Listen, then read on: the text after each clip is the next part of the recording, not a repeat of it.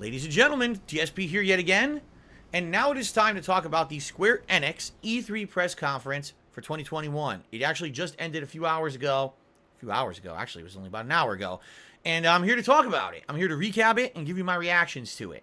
So FYI, the show was about 45 minutes long, encapsulating a wide variety of games. No, it wasn't a wide variety of games. I'll be honest with you. It's mostly RPGs at this point. Square Enix just seems to pump out RPG after RPG after RPG, and a lot of the franchises here are just milking for more content. As you'll see as we go through this list of games, you're like, again. It's pretty, yeah, again. Also, I hate to say it, an alarming trend with Square Enix is that they are basically focusing quite a lot on mobile games, meaning games for this guy right here instead of a console. And for some people, that's quite alarming. I'm not putting those on to be cool. It's because we raised 50 bucks in tips and I was supposed to have them on and I didn't.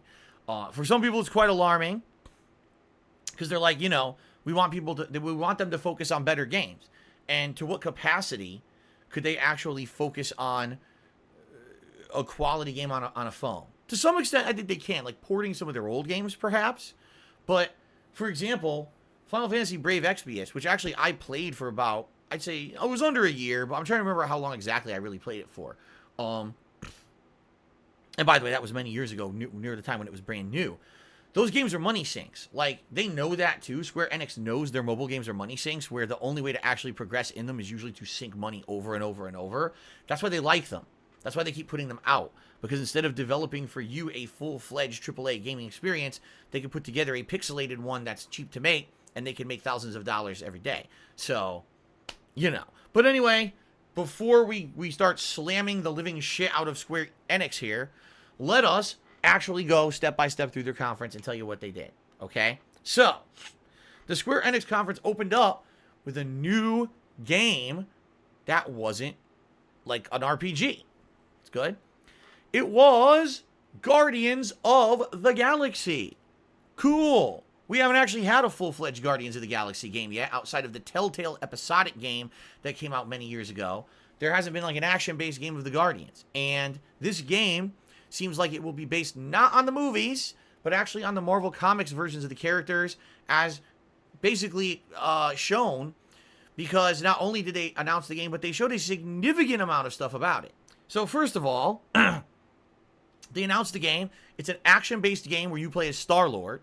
And Star-Lord has all kinds of combat abilities, including using his guns, but also melee combat, juggles, but also has the ability to summon any of the Guardians to help fighting during combat, including Groot, Rocket Raccoon, Gamora, or Drax the Destroyer, each of which has their own unique properties based on their combat styles. It's kind of interesting because it looks action-based, and the combat, quite frankly, when you look at it, it kind of looks like Avengers. You know, that game from last year that flopped horribly? Yeah, and in fact, I would always go too far to say I wouldn't be shocked to find out if they reused a lot of the assets from Avengers, which flopped horribly last year, to make this game, because they invested so much time and money in that engine that they needed to then turn it into something that's going to actually make money, and they think that the Guardians are a surefire bet. All right? Now, even though the game's action-based, the combat seems to have RPG elements to it. After you win a fight, there's like an experience bar that fills up, and I guess you're going to be leveling up and stuff during the course of the game. So maybe it's a hybrid like Avengers was. I'm not sure. But as you're playing the game, because the thing is, not only did they announce this game, they also showed a ton of gameplay. They actually had a good solid, I would argue, maybe like 10 minutes of gameplay of the actual in-game game. And if anything, this game is very true to the comic books. Constant banter between the members of the Guardians of the Galaxy. They're always razzing each other. They're sticking it to each other. At one point, there's a gap they can't cross. So there's a little conversation where Drax picks up Rocket. He says, I'm just going to throw Rocket across the gap, and then he can make the bridge for us. And Rocket's like, you better not. And you have the choice to either say yes or no. If you say yes, he literally throws him across. He lands on his head. He gets up and starts swearing profusely, so angry that you just did that. This is the kind of stuff that the comic books got popular doing. These kind of silly, irreverent super team. Instead of, oh, the goody two-shoes heroes who always do things by the book. This is more like the dysfunctional family who only get jobs done through insane luck. And but they get it done regardless, and they survive. They persevere. Okay? So, That part of the game looked good. The story and the constant banter seems good and true to the comics. However, the combat itself wasn't very impressive. Like I said, it kind of reminded me of the Avengers, but actually it didn't even look as good as that. It kind of looked like maybe they changed it a little bit to vary it from Avengers or differentiate it from Avengers, but it kind of looked generic. It looks like you'll be fighting enemies over and over and over that are going to probably end up being generic fights. It also didn't look very interesting when you were summoning the Guardians during combat to help you. It wasn't like anything outstanding. It was kind of like, this might be a game. If you guys remember a long time ago, there was a game called Deadpool. Deadpool actually had a game. The game itself wasn't anything to write home about. The gameplay was repetitive, boring, fighting generic enemies. But the dialogue of the game, the story, the cameo appearances in the game were very entertaining. And if you were a fan of Deadpool, even if you didn't enjoy playing the game overall, it was still like a must-play experience. And I kind of feel that's what this game is going to be. Like, this game is going to be, if you like the Guardians of the Galaxy and you like that comedic writing of the comics, you're going to absolutely love this game, but you're going to basically have to suffer through kind of generic, boring, grindy gameplay. What was interesting enough to me is that they showed as much gameplay as they did, because they could have easily glossed over the combat and pretended like it was not a big deal, but instead they actually showed really what the combat was going to be. They were actually being honest.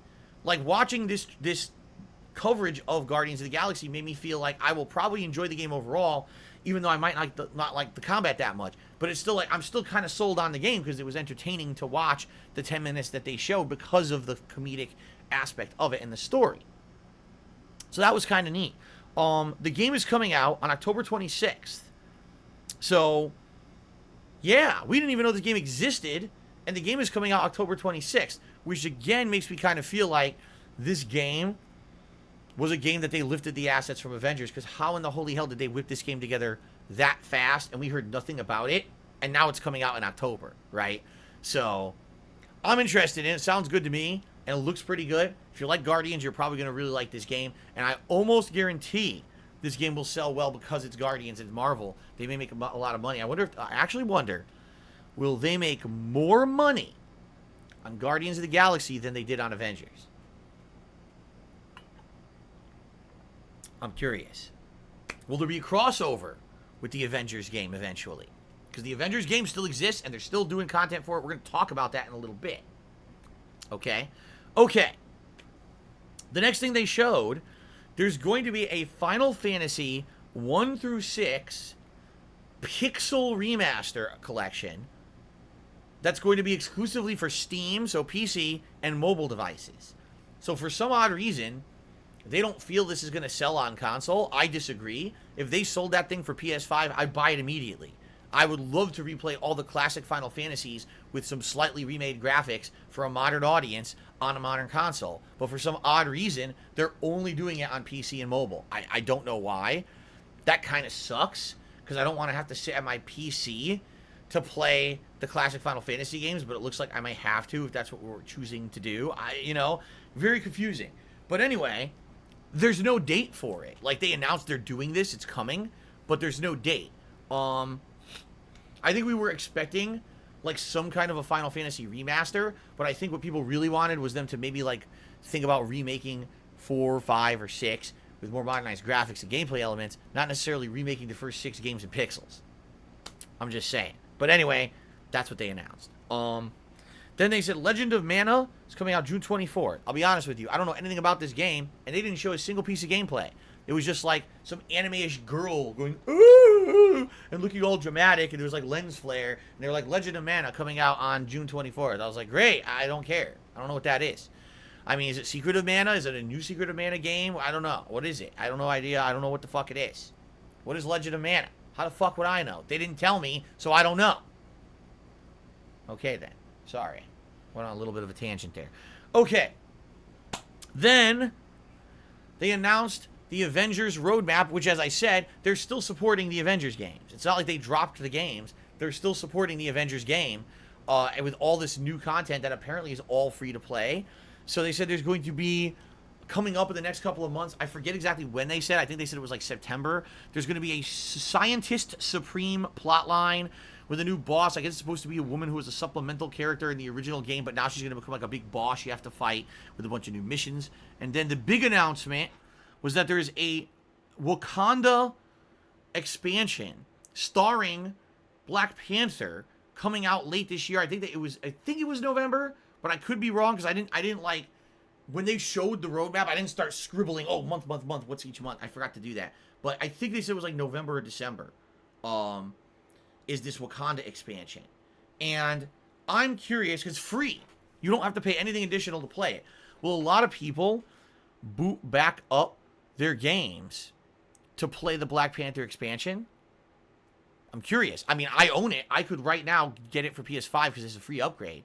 And then I could play the Black Panther expansion. You know what's funny? When they were showing this, I was like, you know what? Avengers was such a flop, right? Why didn't they just make a Black Panther game? Like, why didn't they just make Black Panther the game? And then have it be a full-fledged game starring all the Wakandans, and then you could even have cameo appearances by the Avengers and other Marvel characters. I think that would sell better than Avengers at this point.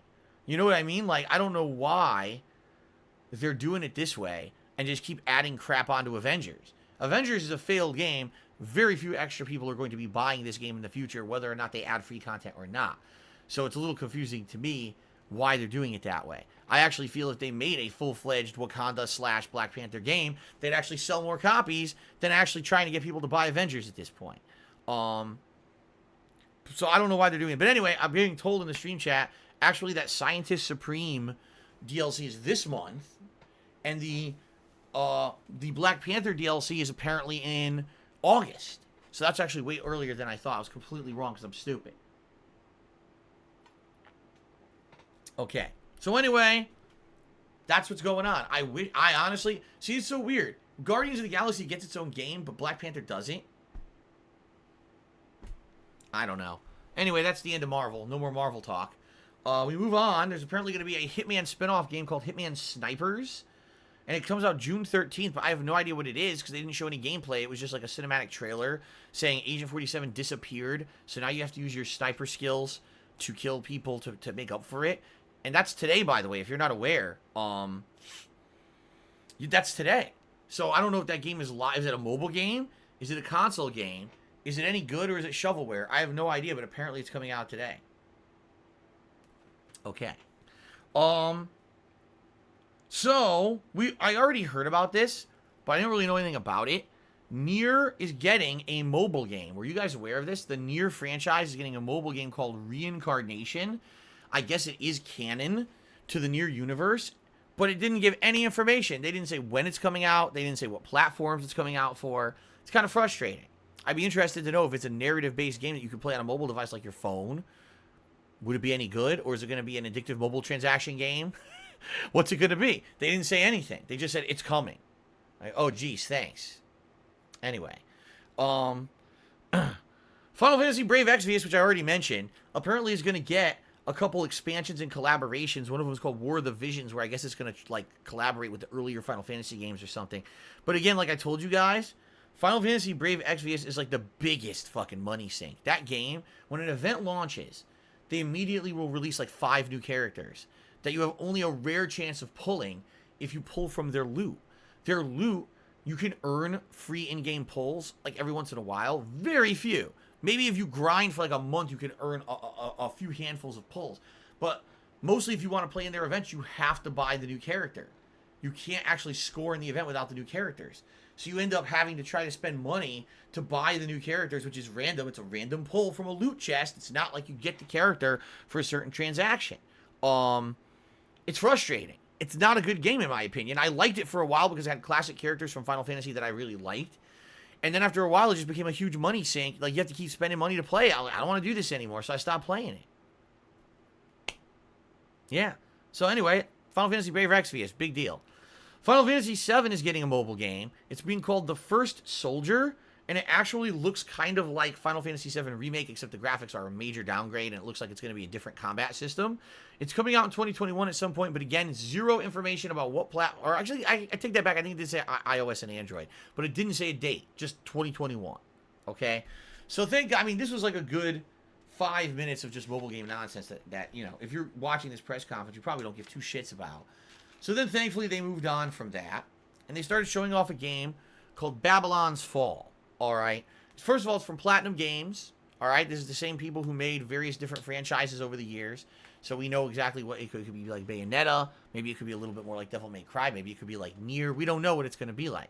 So they start showing the combat, and immediately I start looking at it like, this is not freeform combat. It almost looks kind of like an RPG where everything's a little clunky and maybe there's limitations on what attacks you can do and things in a certain time frame. It certainly doesn't look free-flowing like a Bayonetta or anything like that. The graphical style seems to look like a combination of Final Fantasy, Bayonetta, and what's the other game that I was thinking of? Was it Last Revenant or something like that? No, The Last Remnant. You ever see The Last Remnant? It kind of looked like those three games combined, like a mishmash. The voice acting was bad. They actually had voice acting playing in this trailer for it, and the voice acting didn't look very good. Or it didn't sound very good, excuse me. It was kind of like out of place and jarring and just didn't feel like it was very professional, quite frankly.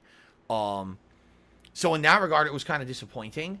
They're saying there will be a closed beta released soon. So I guess since we all have questions on what is this game, Babylon's Fall, is it an RPG? Is it an action-based game? You know, it's very hard to put your finger on what is it. It is by Platinum Games, so you know they've had a good track record, but it didn't seem like it was full-fledged action. Like, it did seem like there was some turn-based concept or something to it.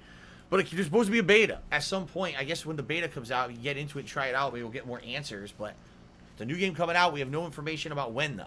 No release date on that one. Arguably, some people were saying the game looked like a PS3 game. I didn't think it was that bad, but it certainly was confusing. Then we got to the Life is Strange franchise, of which they spent a significant amount of time on. First of all, Life is Strange is getting a remastered collection that's coming out on September 30th.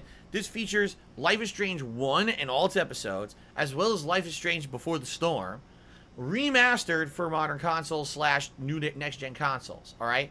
So they go, oh, look at these improvements, and it shows this is the original, and then it did a screen wipe. This is the new, and I'm looking at like, wait, do that again. So they did. They're like, here's a scene from the original, and here's a screen wipe. It looks exactly the fucking same. I'm not even kidding. Like, it didn't look like they added anything additional. No real detail. It looks like the lighting was slightly upgraded. But outside of that, it seriously looks exactly the same. I didn't see any enhancement at all. And they're like, oh, you know, we improved the animations. Like, are you really going to rebuy the entire games you probably already own the digital rights to? Because, by the way, those games were digital only at release, then later on had physical versions. So you probably own the digital rights to the games anyway. Are you going to rebuy these games just to get a slight lighting upgrade? I don't know why you would. You're pretty much wasting your time, I feel. By the way, Life is Strange 1, in my opinion, still the best one in the entire franchise. So that includes Life is Strange 1, Before the Storm, the Captain Underpants game. That's not really what it's called, but the Captain Underpants prequel that was free. Life is Strange 2. And then that other game they just made, Tell Me Why, which really isn't Life is Strange, but it's the same style of game. Out of all those, Life is Strange 1 is still the best. So, if you've never experienced Life is Strange before, by all means then, get this remastered collection. But I couldn't imagine a reason that someone who played and enjoyed the original games rebuying it just because they updated the lighting. Everything else looks identical but the lighting, you know? Okay. So anyway, that's coming out on the 30th. And then they did a big expose on the new Life is Strange game coming out. Which, incidentally, I forgot to write the name down. Oh, True Colors. Life is Strange True Colors, all right? So it's coming out on September 10th. It's starring a new character, Alex. She's a girl who is, I guess, a new kid in town, and she has a superpower of being able to see people's emotions, which is also called empathy. So she could tell if you're pissed, she could tell if you're sad, she could tell if you're keeping a secret and you're feeling an emotion about it or not. And what they actually extrapolated upon in this gameplay preview is that you'll be able to use an ability called Nova. So if someone is feeling an extreme emotion, like they're really angry about something, you can actually make the entire environment extrapolate on that emotion to get deeper into what they're feeling and why they're feeling it. And then you have the ability to choose. I guess this is the real choice in the game. Do you want to try to help that person or not? Because it could have repercussions on the story. Like, one example is there's a girl who is so angry at something that happened that she just wants to die. She literally says, I wish I was dead. And the story choice is, do you want to take on some of the anger that she has in her and absorb that emotion into you to try to save her from having those suicidal feelings? But what would happen to you? Is that going to change you now overall over the course of the game? Because it could. So that's kind of interesting. But admittedly, I will still say the superpower in Life is Strange 1, the ability to manipulate time, is still the best one out of the entire franchise. So in 1, you had time manipulation. In 2, you had, what was it? Telekinesis, right? In 3, you have empathy. I don't know, you know, it still looks good. Like, honestly, it looks good to me. Like, this looks interesting to me. If it's a well-written story, I think the game will be entertaining. I just hope, and I mean this, I really mean this, I really mean this, I really, really, really mean this. Please do not ham-hand the plot to force liberal themes down our throats. I'm not saying there's anything wrong with having a liberal theme in the game. I'm all for it. Just don't do it in such a haphazard way that the game becomes fucking obnoxious. And the reason I say that, Life is Strange 2 started off good, and by the second to third episode, everyone in America is evil and racist. Everyone in the game was a fucking racist who hated these kids because they were Hispanic. You gotta be fucking kidding me, man. Like, I'm sorry, there's some people that just, like, they want to hate this country completely, and just, like, everyone in the country's an evil bigot. No! Not everyone in America is an evil bigot. There are lots of evil bigot idiots. I will admit that. I hate them. I don't like those people. But not everyone is. Why is every person they run into in Life is Strange 2 an evil bigot? So that's what I mean. Like, if there's one character who's an asshole, let that one character be representative of that group of assholes that we have in our country. Don't make everyone in the game an asshole. And then say, oh, our country sucks, so let's force these you know, very liberal plot lines down your throat that everything in America is terrible and everything needs to change. Like, no. Not everyone's an asshole. Not everyone's a devil. In this country, we can have some positivity. All right? I hope there's some fucking positivity in Life is Strange True Colors. Okay? I'm just saying that, you know? And again, from someone who played every single Life is Strange game, I hope that their writing is much better in this one, because the writing in 2 went right down into the toilet. And I hated the fucking rest of the game. After, like, the second episode, the game never got good, and you couldn't even take it seriously because the writing was so bad. So I hope that the writing's better in this one. I hope. I guess we'll find out. Okay. Moving on. There is one more major game that was announced, and it was kind of a shock to everyone. Shocked me. I wasn't expecting this. It came out of nowhere. So it's from Team Ninja and Tecmo. Okay, now Team Ninja, we know they've made great games in the past. So it's hilarious because they start showing a character who has a giant Buster Sword, and he kind of looks like a knockoff Cloud Strife from Final Fantasy VII. He's got a team of 2 other guys with him who kind of look like generic JRPG characters that would be like your teammates in Final Fantasy VII. He's running through, he's doing combat, and the combat looks like the combat from Final Fantasy VII Remake. It kind of looks like that combat. So everything you're doing is like, what the... Like, I wonder what is going on here. What is this game? Because we don't know. No clue what it is. So they're fighting all these different monsters that kind of look like Final Fantasy VII. And then they storm a castle or a base. And they say, we gotta fight Chaos. We're after fighting Chaos. Chaos is holed up in the base, guys. Let's go destroy Chaos. We gotta take out Chaos. Okay. Chaos. Got it. So then they bust into a throne room. And on the throne is a character, when they pan to him, it looks familiar. It's Garland, the boss from Final Fantasy 1. Okay? And they say, it's you, Chaos. Or, no, wait, that's Garland. He says, no, I'm no longer Garland. I am Chaos. And then they engage in a boss fight. And then all of a sudden it says, the name of the game is Stranger of Paradise Final Fantasy Origins. So, they're actually remaking Final Fantasy 1? That's what it seems like. Like, they're actually taking the ideas and concepts from Final Fantasy VII Remake, and they're using those assets and things, and turning it into its own game, and remaking Final Fantasy 1 with a whole new plot and everything, based on what they did in Final Fantasy VII. So, I'm just kind of like scratching my chin. Like, it's interesting concept. I certainly wasn't expecting them of all the games to remake. I wasn't thinking they would go back to Final Fantasy 1, but I don't really know what this game is going to be, and I guess the game is probably still early. They said it's coming out sometime in 2022. Excuse me. And they're planning on a demo for the PlayStation 5 at some point soon, but not when. They didn't give a date yet. Okay? So it looks interesting, but I have no clue what it really is. And I hope there's more information about it because it seems interesting to me, at least. All right? Then they did a quick montage of games, including games they didn't even show, including Final Fantasy 16 and Forspoken, the two games that probably most people wanted to see, and then the whole show ended. That was it. Thanks for watching. Wait.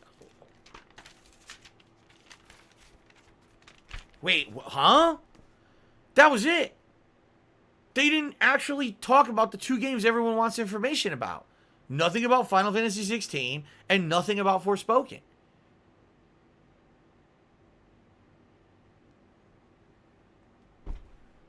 That's what everyone wanted. That's literally what everyone wanted. That's what everyone wanted. That's what everyone tuned in for. We all knew that. We knew that's what we were going to be watching for. They didn't have anything. Zero. Nothing.